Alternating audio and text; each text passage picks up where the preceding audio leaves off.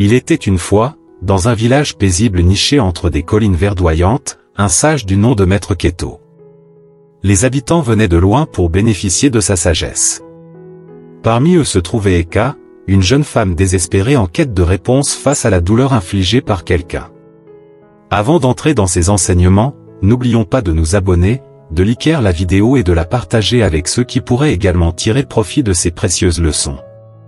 Préparez-vous à entreprendre un voyage spirituel, car aujourd'hui, nous nous plongeons dans les 8 piliers de la sérénité face à l'adversité. Eka s'approcha de Maître Keto sous l'ombre apaisante d'un vieux cerisier, ses yeux empreints de tristesse. « Maître, dit-elle, comment puis-je trouver la paix intérieure lorsque quelqu'un me fait du mal ?» Le sage sourit et invita Eka à s'asseoir. « Écoute attentivement, Eka, je vais te partager les 8 piliers de la sérénité face à l'adversité. La connaissance de soi. Comprendre qui vous êtes réellement est essentiel pour gérer les difficultés.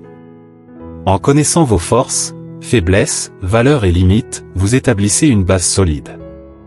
Face aux actions nuisibles d'autrui, cette connaissance de soi vous permet de maintenir votre intégrité et de prendre des décisions alignées avec vos convictions profondes. La gestion émotionnelle. La gestion émotionnelle est cruciale pour résister aux effets négatifs des actions blessantes. Apprenez à reconnaître, comprendre et canaliser vos émotions de manière saine. Cela vous permettra de réagir de manière réfléchie plutôt que réactive, favorisant ainsi la paix intérieure et la clarté d'esprit.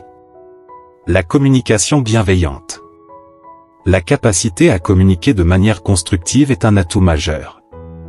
Lorsque quelqu'un vous fait du mal, exprimer vos sentiments de manière non accusatrice favorise une meilleure compréhension mutuelle. La communication bienveillante peut également ouvrir la voie à la résolution de conflits et à la restauration des relations. L'empathie. Cultiver l'empathie permet de comprendre les motivations et les souffrances des autres.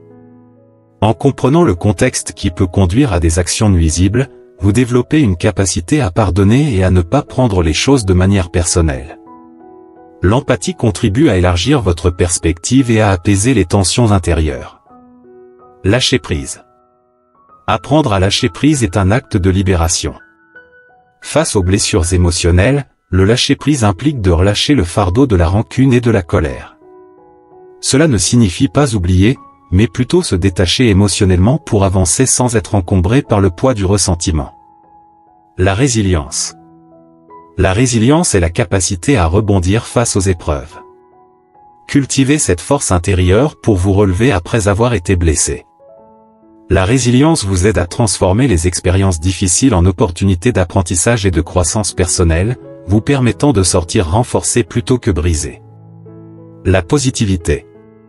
Cultiver une attitude positive, même dans les moments difficiles, est un pilier essentiel. La pensée positive peut vous aider à maintenir votre équilibre émotionnel, à atténuer les effets du stress et à renforcer votre résilience. Elle vous permet de voir les défis comme des occasions d'apprendre et de vous améliorer. La spiritualité. La spiritualité offre un sens plus profond à la vie et une connexion avec quelque chose de plus grand que soi. Face aux épreuves, la spiritualité peut apporter un réconfort, une perspective plus large et une force intérieure. Cela peut être trouvé à travers la méditation, la prière, ou simplement en restant connecté à des valeurs spirituelles qui guident votre chemin. En intégrant ces 8 piliers dans votre vie, vous développez une base solide pour faire face aux blessures émotionnelles causées par autrui. Ces piliers agissent comme des soutiens, vous permettant de rester ancré dans votre vérité et de naviguer avec sérénité à travers les défis interpersonnels.